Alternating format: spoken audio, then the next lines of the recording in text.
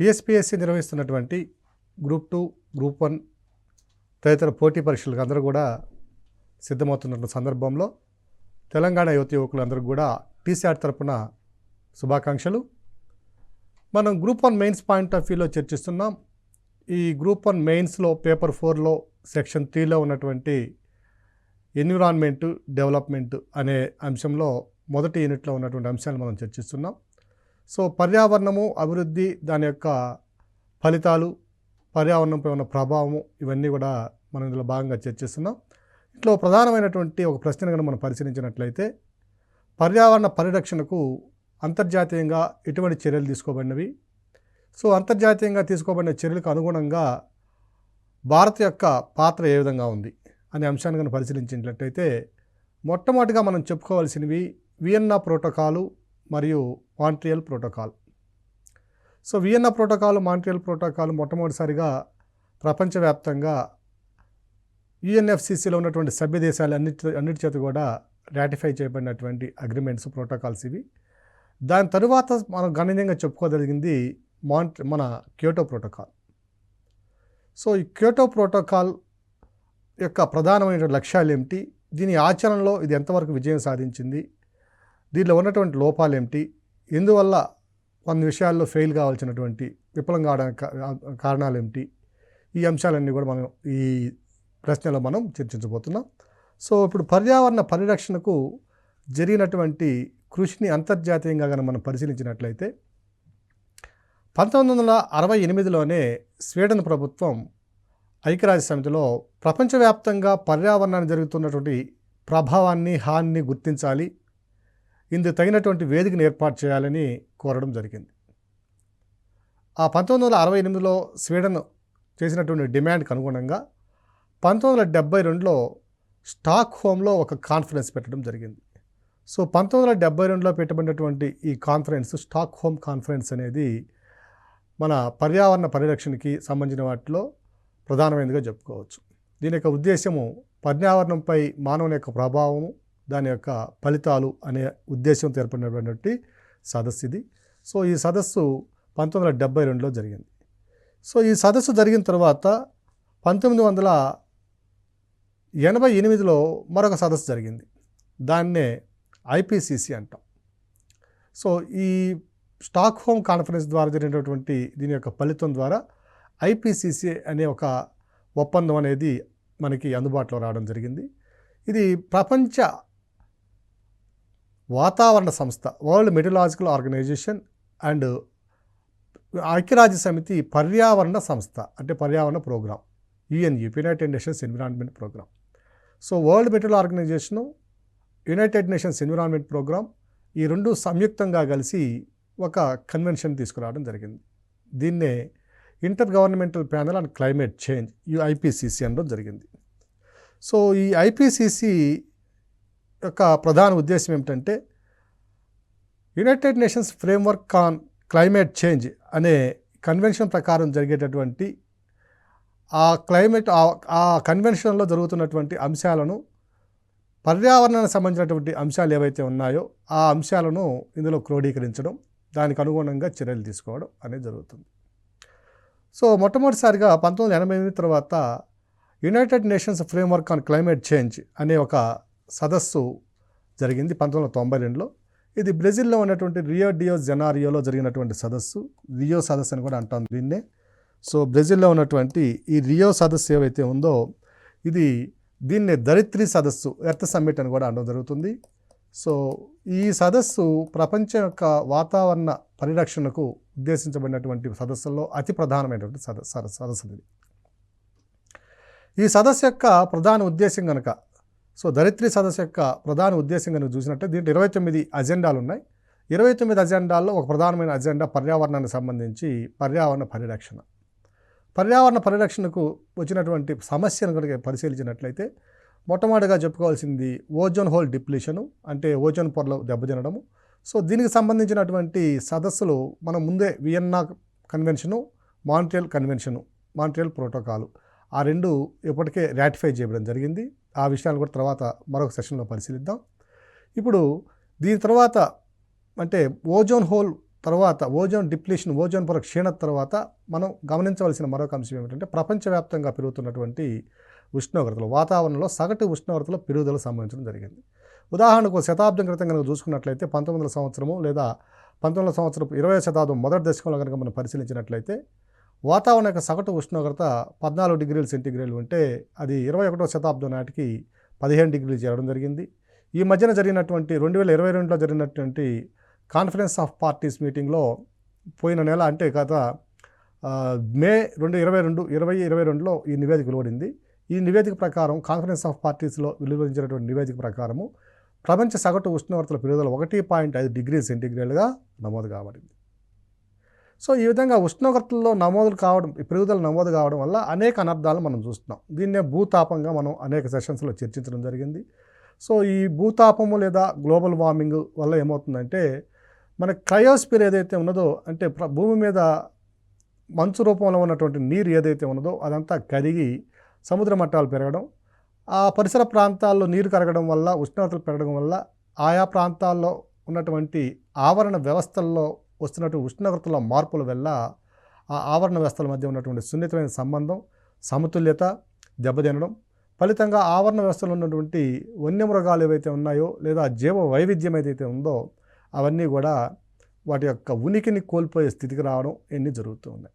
So ఇటువంటి ప్రమాద స్థితి కనుక కొనసాగుతూ వెళితే భవిష్యత్తులో మానవ మనుగడే ప్రశ్నార్థకమయ్యేటువంటి ఒక పరిస్థితి ఉన్నది. కాబట్టి ఈ పరిస్థితుల నుంచి ప్రపంచాన్ని, ప్రపంచ మానవాళిని, ప్రపంచంలో జీవ వైవిధ్యాన్ని పరిరక్షించాలి అన్న ఉద్దేశంతో మనకి 1992లో జరిగినటువంటి కాన్ఫరెన్స్ ఆఫ్ పార్టీస్లో అదే మన యునైటెడ్ నేషన్స్ ఫ్రేమ్వర్క్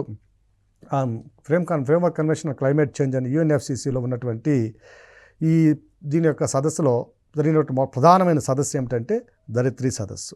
సో ఈ ధరిత్రి సదస్సు అనేది ఈ UNFCC వచ్చినది ఎప్పుడంటే దీని ఒకసారి మనం పరిశీలించినట్లయితే ఇది మార్చి 21, 1994న ఈ UNFCC అనేది ఏర్పడడం జరిగింది. దాని తర్వాత ప్రతి సంవత్సరము కాన్ఫరెన్స్ ఆఫ్ పార్టీస్ నిర్వహిస్తూ వస్తుంది.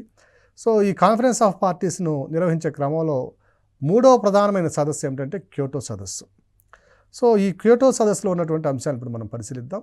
సో ఈ క్యోటో సదస్సులో ఉన్నటువంటి సదస్సు కానివ్వండి లేదా ఏ సదస్సుకైనా ఉన్నటువంటి భూమిక ఏమిటంటే ఆర్టికల్ 2 UNFCCలో ఉన్నటువంటి ఆర్టికల్ 2 ప్రకారం వాతావరణంలో ప్రవేశిస్తున్నటువంటి హానికారక గ్రీన్ హౌస్ ఉద్గారాలు ఏవైతే ఉన్నాయో వాటిని తగ్గించడమే ప్రధాన లక్ష్యంగా పెట్టుకున్నాం.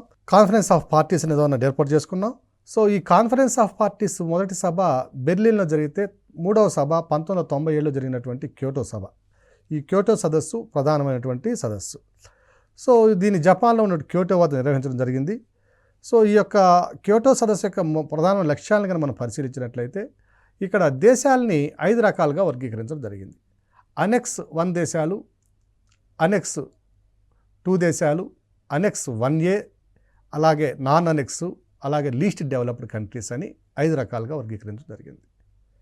సో ఈ క్యోటో ప్రోటోకాల్ యొక్క ప్రధాన లక్ష్యం కనుక చూసినట్లయితే మనకు ముందుగా అనుకున్నట్లుగా గ్రీన్ హౌస్ ఉద్గారాలని మనం తగ్గించాలి.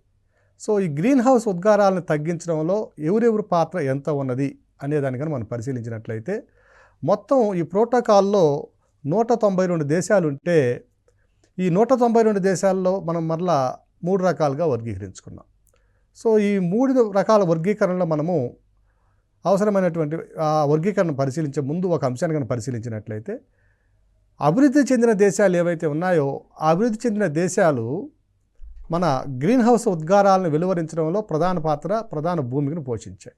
కాబట్టి మొట్టమొదటిగా ఈ ప్రపంచవ్యాప్తంగా పర్యావరణానికి జరిగినటువంటి హాని ఏ దేశాల వల్ల అయితే జరిగిందో ఆ దేశాలు మొట్టమొదటిగా ఈ గ్రీన్ హౌస్ ఉద్గారాలను తగ్గించి భౌగోళికంగా వాటి ద్వారా ప్రభావితమైనటువంటి ఉష్ణోగ్రతల వ్యత్యాసాలు, ఉష్ణోగ్రత పెరుగుదల ఏవైతే ఉన్నాయో ముందు వాటిని కంట్రోల్ చేయాలి, వాటి ద్వారా ఆ దేశాల ద్వారా కంట్రోల్ చేయాలి అనుకుందాం. అభివృద్ధి చెందుతున్న దేశాలు, అభివృద్ధి చెందని దేశాలు ఈ గ్రీన్ హౌస్ ఉద్గారాలను వెలువరించడంలో చాలా తక్కువ పాత్రను పోషించాయి. ఉదాహరణ కనుక మనం తీసుకున్నట్లయితే ప్రస్తుతం వాడుతున్నటువంటి హైడ్రోక్లోరోఫ్లోరోకార్బన్స్ కానివ్వండి లేదా హైడ్రోక్లోరోకార్బన్స్ కనుక పరిశీలించినట్లయితే మొత్తం అంటే ఇంధనాలు ఇవన్నీ కూడా ఈ హైడ్రోక్లోరోకార్బన్స్ కనుక పరిశీలించినట్లయితే మొత్తం హైడ్రోకార్బన్స్ యొక్క వినియోగంలో అమెరికా వాటా 36% అయితే జపాన్ వాటా 25%. అంటే దాదాపుగా 61% వీటి మన ఈ ఇంధన వినియోగం హైడ్రో కార్బన్స్ యొక్క ఇంధన వినియోగంలో 61% అమెరికా జపాన్లు కనుక వినియోగిస్తున్నట్లయితే భారత్ వాటా 3%. అంటే 3% మాత్రమే ఇంధన వనరులను వినియోగిస్తున్నటువంటి భారత ప్రభుత్వం కానివ్వండి, ఇలాంటి అభివృద్ధి చెందుతున్న దేశాలు బ్రెజిల్ కావచ్చు, సౌత్ ఆఫ్రికా కావచ్చు, ఓకేనా, పెరు, అర్జెంటీనా ఇలాంటి దేశాలు కనుక మనం పరిశీలించినట్లయితే ఈ అభివృద్ధి చెందుతున్న దేశాల యొక్క పాత్ర అనేది గ్రీన్ హౌస్ వాయువుల ఉద్గారాలను విడుదల చేయడంలో చాలా తక్కువ. 1980-90 నాటికి, 90 దశకం నాటికి. తర్వాత 90 దశకం తర్వాత భారత్ యొక్క వినియోగంలో కూడా మార్పు వచ్చింది. మనం 1990 వరకు కనుక మనం పరిశీలించినట్లయితే ఎందువల్లంటే బేస్ ఇయర్ని 1990గా తీసుకోవడం జరిగింది ఇక్కడ క్యోటో ప్రోటోకాల్లో. సో ఈ బేస్ ఇయర్ 1990 కనుక పరిశీలించినట్లయితే అప్పటి వరకు ఇంధన వినియోగంలో అత్యధికంగా వినియోగించిన వారిని కనుక మనం పరిశీలించినట్లయితే మొట్టమొదటిగా చెప్పుకోవాల్సింది అమెరికా, దాని తర్వాత చైనా, దాంతో పాటుగా యూరోపియన్ యూనియన్ దేశాలు. సో ఈ అభివృద్ధి చెందిన దేశాలు ఏవైతే ఉన్నాయో వాటి ద్వారా విడుదలైనటువంటి ఉద్గారాల వల్ల ప్రపంచవ్యాప్తంగా ఉన్నటువంటి ఉష్ణోగ్రతల్లో వ్యత్యాసాలు, అలాగే పర్యావరణ వ్యవస్థలో వస్తున్న మార్పులు, వీటన్నిటికి కూడా ప్రధాన మూల కారణం అయింది వాళ్ళు. కాబట్టి వారిని అభివృద్ధి చెందిన దేశాల నుంచి కొంతమేర సెస్ను కలెక్ట్ చేసి ఆ సెస్ని ఏదైతే మనం కలెక్ట్ చేస్తున్నామో దీన్ని గ్రీన్ హౌస్ ఫండ్ అను లేదా అడాప్టేషన్ ఫండ్ అని కూడా అంటాం. సో ఈ అడాప్టేషన్ ఫండ్ ఏదైతే ఉందో ఆ ఫండ్ని అభివృద్ధి చెందిన దేశాల్లోనూ అల్ప అభివృద్ధి చెందిన దేశాల్లోనూ వినియోగించడం ద్వారా పర్యావరణంలో వస్తున్నటువంటి మార్పులను పరిరక్షించడంతో పాటు ఉన్న ఆవరణ వ్యవస్థ సంరక్షించుకోవాలి. అలాగే గ్రీన్ హౌస్ ఉద్గారాలను తగ్గించే ప్రాజెక్టులకి అవసరమైన పెట్టుబడిని కూడా ఈ అడాప్టేషన్ ఫండ్ ద్వారా మిగిలిన దేశాలకు అందించాలి అనేది ఒక ప్రధాన లక్ష్యంగా పెట్టుకోవడం జరిగింది మన క్యోటో ప్రోటోకాల్లో. సో ఈ క్యోటో ప్రోటోకాల్లో ఉన్నటువంటి అడాప్టేషన్ ఫండ్ దేనికి ఉపయోగిస్తారంటే క్లీన్ డెవలప్మెంట్ మెకానిజం ద్వారా ఉపయోగిస్తారు దీన్ని. అంటే దీని క్లీన్ డెవలప్మెంట్ మెకానిజం కూడా మరలా కొంచెం ముందు మనం చర్చిస్తాం. సో ఈ విధంగా చూసినప్పుడు మనకి ప్రధాన ఉద్దేశం ఏమిటంటే క్యోటో ప్రోటోకాల్ యొక్క ప్రధానమైన ఉద్దేశం ఏమిటంటే 1990 నాటికి గ్రీన్ హౌస్ ఉద్గారాలని common but differentiated responsibility and respective capabilities అనే నియమావళిని అనుసరించి అభివృద్ధి చెందిన దేశాలు ఏదైతే అనెక్స్ 1 దేశాలు ఉన్నాయో ఆ అనెక్స్ 1 దేశాల్లో అభివృద్ధి చెందిన దేశాలు అంటే పారిశ్రామికంగాను ఆర్థికంగాను అభివృద్ధి చెంది మరలా పరివర్తన దశలో ఉన్నటువంటి దేశాలు, ట్రాన్సిషన్ స్టేజ్లో ఉన్నటువంటి దేశాలు, ఇవన్నీ కూడా ఆ దేశాలు ఈ అభివృద్ధి చెందుతున్న దేశాలకి ఆ నిధిని సమకూర్చాలి.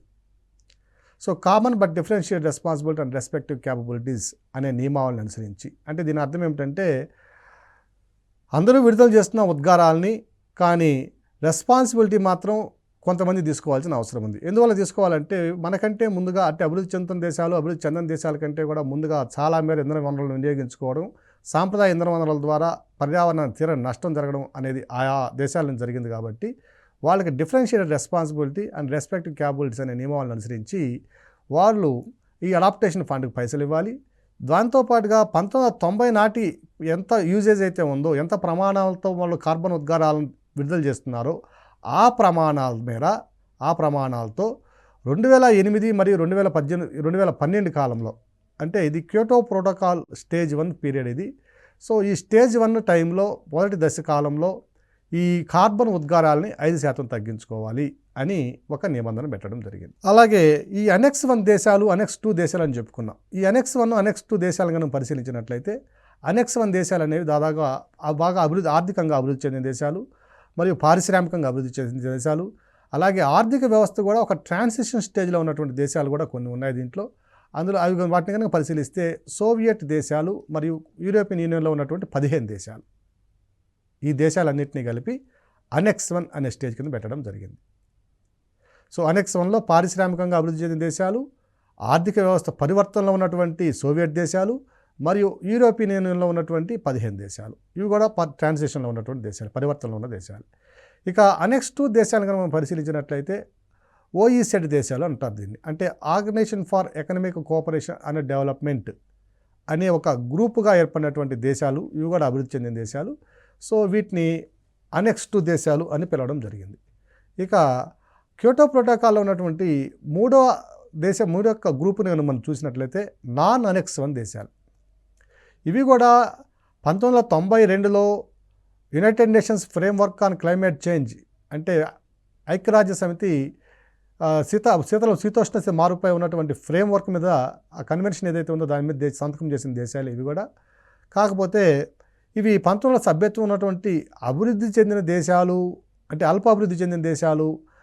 ఈ అల్ప అభివృద్ధి చెందిన దేశాల్లో ఎవరైనా కనుక వ్యక్తిగతంగా మనం కూడా అనెక్స్ 1 దేశాల్లో చేరి మనం కూడా క్యోటో ప్రోటోకాల్ ప్రకారము 1990 నాటి ప్రమాణాల్లో 5% మేర మనము కర్బన ఉద్గారాలను తగ్గించుకుందాము అని వాలంటరీగా ఎవరైనా అనుకున్నట్లయితే వారు కూడా వచ్చి అనెక్స్ 1లో చేరవచ్చు. కానీ ఈ నాన్ అనెక్స్ 1 దేశాలంటే అనెక్స్ 1లో దేశాలు ఇవన్నీ కూడా వీళ్ళు వ్యక్తిగతంగా కావాలంటే అనెక్స్ 1లో కూడా వెళ్ళిపోవచ్చు. కానీ ఈ నాన్ అనెక్స్ దేశాలని అల్ప అభివృద్ధి చెందిన దేశాలు.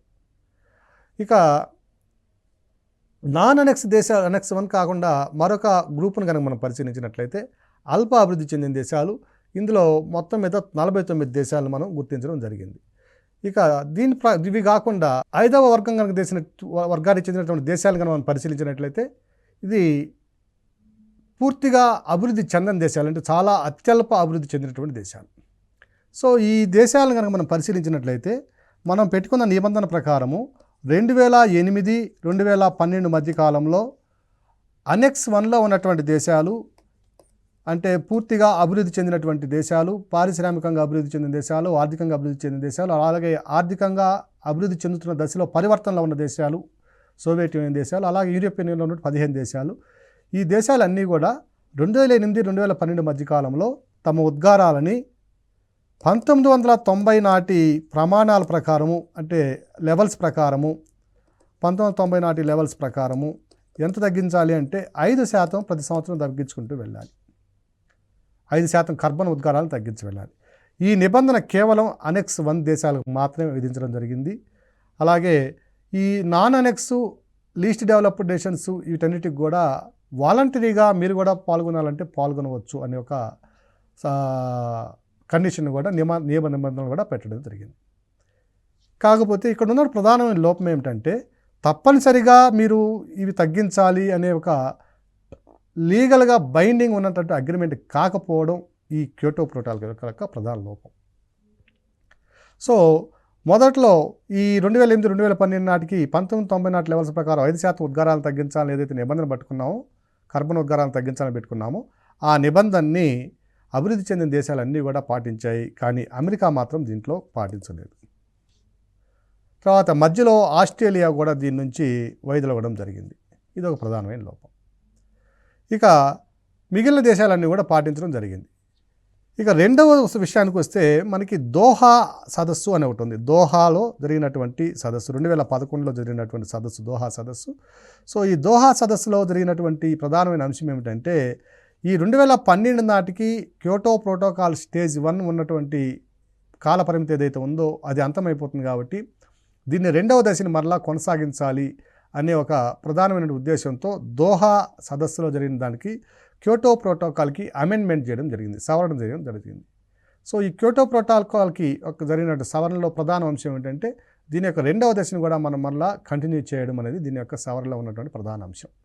సో ఈ రెండవ సదస్సులో దీన్ని మరలా ఏం చేశారంటే 2012 నుంచి 2020 మధ్య కాలంలో దీన్ని అమలు చేయాలి అనే నిర్ణయం తీసుకోవడం జరిగింది. ఈ రెండవ దశలో ఉన్నటువంటి ఈ 2012, 2020 నాటి మధ్యకాలంలో మనకి కెనడా ఈ సదస్సు నుంచి, అంటే ఈ దశ నుంచి అసలు పూర్తిగా వైదొలగడం జరిగింది. అలాగే క్లీన్ డెవలప్మెంట్ మెకానిజం కింద మనకి ఏదైతే అమౌంట్ అంటే అడాప్టేషన్ ఫండ్కి రావాలనో ఆ అడాప్టేషన్ నిధికి రావాల్సినటువంటి పైసలను కూడా అమెరికా ప్రభుత్వం దాదాపుగా $100 బిలియన్ ఇవ్వవలసి ఉంటే వాటిని కూడా ఇవ్వడం మానేసింది. సో ఫలితంగా రెండవ దశలో అనుసరించవలసినటువంటి వ్యూహం ఏదైతే ఉందో ఆ వ్యూహానికి అవసరమైనటువంటి అభివృద్ధికి అవసరమైన నిధులు అనేవి కూడా పూర్తిగా ఆగిపోవడం అనేది జరిగింది ఈ సదస్సులో. మరలా స్టేజ్ 1లో ఉన్నటువంటి అనెక్స్ 1 దేశాలు తమ ఉద్గారాలను తగ్గించేందుకు ఎటువంటి పద్ధతులను అవలంబించవచ్చు అనే అంశాలను కూడా మనం పరిశీలించినట్లయితే ఇక్కడ క్లీన్ డెవలప్మెంట్ మెకానిజం అనే ఒక సదస్సు ఉంది ఇక్కడ. So clean development mechanism.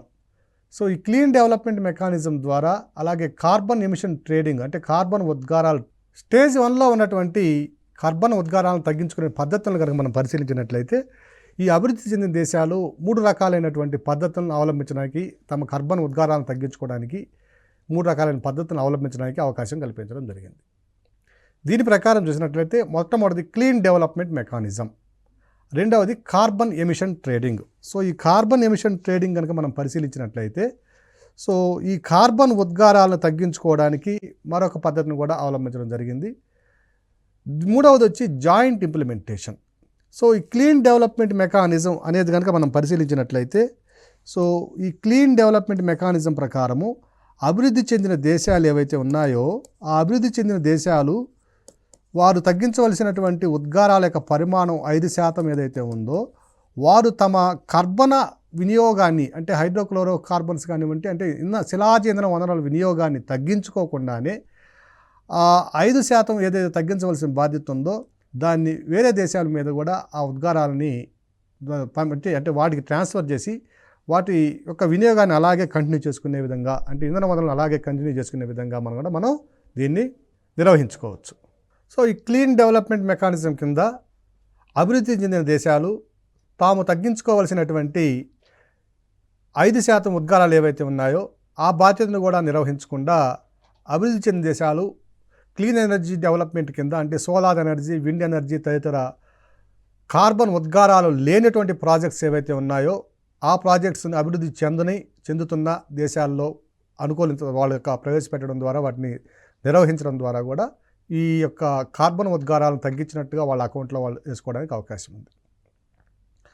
అలాగే కార్బన్ ఎమిషన్ ట్రేడింగ్ అంటే కార్బన్ ఉద్గారాలు ఏవైతే ఉన్నాయో ఉదాహరణకు ఒక అభివృద్ధి చెందిన దేశం అమెరికా అది ఒక 100 టన్నుల కార్బన్ డైఆక్సైడ్ విడుదల చేస్తుంటే వాళ్ళకు ఉన్నటువంటి గ్రీనరీ అంటే ఫారెస్ట్స్ కానివ్వండి వాళ్ళకు ఉన్నటువంటి పర్యావరణ సహితం అంటే అనుకూలమైన ఇంధన వనరులు కానివ్వండి ఉత్పత్తి కానివ్వండి వీటన్ని పరిగణలో తీసుకొని 100 టన్నుల కార్బన్ డైఆక్సైడ్ విడుదల చేయడానికి వాళ్ళకి అవకాశం ఉన్నది. కానీ వారు 100 టన్నుల కార్బన్ డైఆక్సైడ్ వినియోగించినప్పుడు రిలీజ్ చేసినప్పుడు కేవలం 80 టన్నులు మాత్రమే వారి దేశంలో కార్బన్ డైఆక్సైడ్ని తమ ప్లాంట్స్ ద్వారా కానివ్వండి మొక్కల ద్వారా ఫారెస్ట్ ద్వారా కానీ స్వీకరించడానికి అనుకూలంగా ఉన్నప్పుడు వాళ్ళు 20 కార్బన్ ట్రేడింగ్స్ అంటే 20 టన్నుల కార్బన్ ఉద్గారాలకి వాళ్ళు ఒక ఫైన్ చెల్లించవలసి ఉంటుంది. సో ఎప్పుడైతే 20 టన్నుల కార్బన్ ఉద్గారాలకి ఫైన్ చెల్లించాలనో ఆ చెల్లించడం అనేది అవి మిగిలిన అభివృద్ధి చెందుతున్న దేశాల్లో ఉన్నటువంటి వారికి ఏవైతే కార్బన్ ట్రేడింగ్లో ఎక్సెస్ కార్బన్ క్రెడిట్స్ ఉన్నాయో వాటిని ఉపయోగించుకొని ఆ 20 టన్నుల వీళ్ళకి బదిలీ చేయడం, వీరితో మళ్ళీ అంతర్జాతీయంగా వ్యాపారం కానివ్వండి వాణిజ్యం కానివ్వండి లేదా అంటే ఈ పర్యావరణ సంబంధించినటువంటి ప్రాజెక్టుల విషయంలో నెరవేర్చుకోవచ్చు. సో కార్బన్ ట్రేడింగ్ ఉద్గారాలని ఒక దేశం తగ్గించుకునే క్రమంలో వారికి లేనటువంటి ట్రేడింగ్ లిమిట్స్ అంటే కార్బన్ క్రెడిట్స్ లేనప్పుడు ఆ క్రెడిట్స్ని మిగిలిన ఇతర దేశాలు ఎక్కడైతే ఎక్సెసివ్గా ఉన్నాయో వారి దగ్గర నుంచి తీసుకోవచ్చు, భారత్ నుంచి తీసుకోవచ్చు లేదా మరేదైనా బ్రెజిల్, వెనిజులా ఇట్లాంటి దేశాల నుంచి కూడా తీసుకోవడానికి అవకాశం ఉంది. ఇక జాయింట్ ఇంప్లిమెంటేషన్ అన్నప్పుడు 2 అభివృద్ధి చెందిన దేశాలు ఒక దేశంలోని ప్రాజెక్టులోని ఇంకో దేశంలో ప్రాజెక్టులు ఇంకో దేశంలో లేదా 2 దేశాలు కలిసి మరో దేశంలోనూ ఈ కార్బన్ ట్రేడింగ్ సంబంధించిన ప్రాజెక్టులను నిర్వహించడం ద్వారా కూడా తమ ఉద్గారాలను తగ్గించుకోవడానికి అవసరమైన నియమాల నుంచి వాళ్ళు రక్షణ పొందవచ్చు. సో ఈ విధంగా క్లీన్ డెవలప్మెంట్ మెకానిజము అలాగే మన జాయింట్ ఇంప్లిమెంటేషన్ ప్రోగ్రాము అలాగే కార్బన్ ట్రేడింగు ఈ పద్ధతుల ద్వారా మనకి క్యోటో ప్రోటోకాల్లో ఉన్నటువంటి 5% ఉద్గారాలను తగ్గించాలని నిబంధన ఏదైతే ఉన్నదో వాటి నుంచి సులువుగా తప్పించుకోవడానికి అవకాశం ఏర్పడినట్టుగా మనం గమనించవచ్చు. అంటే అభివృద్ధి చెందిన దేశాలు తమ యొక్క ఇంధన వనరుల ఉత్పత్తి వినియోగంలో ఎటువంటి కోత లేకుండానే వాటి నుంచి మినహాయింపు పొందడానికి అభివృద్ధి చెందుతున్న దేశాలు లేదా చెందని దేశాల్లో ప్రాజెక్ట్ ఇంప్లిమెంట్ చేయడం ద్వారా అంటే సోలార్ ఎనర్జీ కానీ విండ్ ఎనర్జీ కానివ్వండి లేదా రెన్యూబుల్ ఎనర్జీ రిసోర్సెస్ పునరుత్పాదక శక్తి వనరులు ఏవైతే ఉన్నాయో వాటిని ప్రవేశపెట్టడం స్థాపించడం ద్వారా కూడా వారి యొక్క లిమిట్స్ని వాళ్ళు అధిగమించడానికి అవకాశం ఉంది. ఇక దీంట్లో ఉన్నటువంటి లోపాలు కనుక పరిశీలించినట్లయితే మొట్టమొదటిగా చెప్పుకోవాల్సిన లోపం ఏమిటంటే అమెరికా దీన్ని మొదటి దశలోనే పాటించకపోవడం ప్రధానమైన లోపంగా మనం గమనించాలి. అలాగే కార్బన్ క్రెడిట్స్ కింద ఈ క్లీన్ మెకానిజం డెవలప్మెంట్ కింద అడాప్టేషన్ ఫండ్కి రావాల్సినటువంటి నిధులు ఏవైతే ఉన్నాయో దాదాపు $100 బిలియన్ నిధి చెల్లించవలసి ఉంటే ఆ నిధిని కూడా చెల్లించకపోవడం ఒక ప్రధానమైనటువంటి లోపం. వీటితో పాటుగా 2వ దశలో ఉన్నటువంటి 2012-2020 మధ్యకాలంలో క్యోటో ప్రోటోకాల్ స్టేజ్ 2 ఏదైతే చెప్పుకున్నామో ఆ స్టేజ్ నుంచి ఆస్ట్రేలియా, కెనడాలు నిష్క్రమించడం అలాగే రష్యా కూడా దీని మీద సంతకం చేయడానికి చాలా కాలం పాటు 2015 కానీ ఇది సంతకం చేసినట్టు పరిస్థితి లేదు. సో చాలా కాలం వరకు కూడా రష్యా దీని మీద సంతకం చేయకపోవడం, అలాగే అభివృద్ధి చెందిన దేశాలు ఈ నియమావళిని పూర్తి స్థాయిలో అమలు చేయకపోవడం అనేది ఒక ప్రధానమైన లోపం. ఈ లోపాలంటే కారణం ఏమిటంటే ఇది ఒక నాన్ బైండింగ్ అగ్రిమెంట్, తప్పనిసరిగా దీన్ని పాటించాలి అనే ఒక నియమం దీంట్లో పెట్టకపోవడమే దీనిలో లోపం. సో లీగల్గా బైండింగ్ అగ్రిమెంట్ కనుక అయినట్లయితే తప్పనిసరిగా అన్ని దేశాలు ఈ నియమాలను పాటించి కొంతమేర పర్యావరణ పరిరక్షణకు తోడ్పడడానికి, ప్రపంచ సగటు ఉష్ణోగ్రతల్లో పెరుగుదలను నివారించడానికి కొంతవరకు అవకాశం ఉండేది. అలాగే మరొక మన అంశాలను పరిశీలించినట్లయితే ఇది ఇలా జరుగుతూ ఉన్నప్పటికీ అనుకూలమైన అంశాలు కూడా ఉన్నాయి.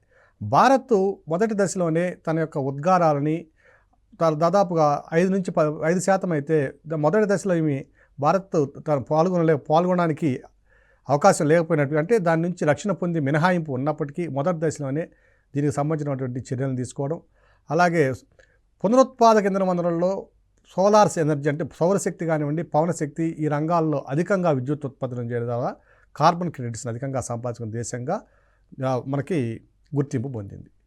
అలాగే ఇంకొక అనుకూలమైన అంశాలను పరిశీలించినట్లయితే ఈ క్యోటో ప్రోటోకాల్ అనేది గ్రీన్ హౌస్ ఉద్గారాలను తగ్గించడంలో మొదటి ప్రధానమైనటువంటి ఒక స్టెప్ అయినప్పటికీ, ఒక అడుగు అయినప్పటికీ, దీంట్లో కొన్ని లోపాలు ఉన్నప్పటికీ ప్రపంచవ్యాప్తంగా పెరుగుతున్న ఉష్ణోగ్రతలు, ఆ ఉష్ణోగ్రతలో వస్తున్న ఫలితాలు, పరిణామాలు అనేవి చాలా భయానకంగా తీవ్రంగా ఉండడం మనకి బోధపడడంతో పర్యావరణాన్ని కాపాడుకోవాల్సిన బాధ్యత అందరి మీద ఉన్నది అనేది అభివృద్ధి చెందిన దేశాలు, అలాగే అల్పాభివృద్ధి చెందిన దేశాలు, అన్ని దేశాలు కూడా గమనించి భవిష్యత్తులో మనుగడకు తప్పనిసరిగా చర్యలు తీసుకోవాలని ఒక అవగాహన ఏర్పడడం అనేది మనకి గమనించవచ్చు. ఇక మరొక అంశాన్ని కనుక పరిశీలించినట్లయితే భారత్ రెండవ స్టేజ్లో కూడా ఈ మన క్యోటో ప్రోటోకాల్ రెండవ దశలో కూడా పాల్గొని, అంటే దాన్ని కూడా అగ్రిమెంట్ రాటిఫై చేసి ఆ క్యోటో ప్రోటోకాల్ యొక్క ఉన్నటువంటి ఆ 5% ఏదైతే ఉన్నదో రిడక్షన్స్ అనేవి వాటిని ఇప్పటికీ కూడా తగ్గిస్తూ ముందంజలో ఉండడం మనం గమనించవచ్చు. 2020 నాటికే మనకి 1,50,000 మెగావాట్ల విద్యుత్ని మనం పునరుత్పాదక ఇంధన వనరుల ద్వారా తయారు చేయాలనుకున్నటువంటి లక్ష్యాన్ని దాదాపుగా 1,00,000 మెగావాట్లకు పైగా తయారు చేసి మనం ఆ దశలో ముందుకెళ్తడం కూడా ఒక ప్రధానమైనటువంటి మంచి దశగా మనం చెప్పుకోవచ్చు. సో ఏది ఎన్నప్పటికీ క్యోటో ప్రోటోకాల్ అనేది మనం కూలంకుషంగా పరిశీలించినట్లయితే ఇది మానవ మనుగడకి, సుస్థిరాభివృద్ధికి, అలాగే జీవ వైవిధ్య పరిరక్షణకి, ప్రపంచంలో ఉన్నటువంటి శీతోష్ణ సమతుల్యతకి వేసినటువంటి ముందడుగుగా చెప్పుకొని దీన్ని భవిష్యత్తులో తరాల వారు కూడా ఆలోచించినట్లయితే దీనికి మరింతైనటువంటి మార్పులు తీసుకుని వచ్చి సమూలంగా ఉన్నటువంటి లోపాలను పరిష్కరించి ఇంకొంచెం విభిన్నమైనటువంటి లీగల్గా బైండింగ్ ఉన్నటువంటి చట్టపరంగా తప్పనిసరిగా విధిగా పాటించవలసిన నిబంధనగా దీన్ని మార్చుకోవాల్సిన అవసరం ఎంతైనా ఉంది.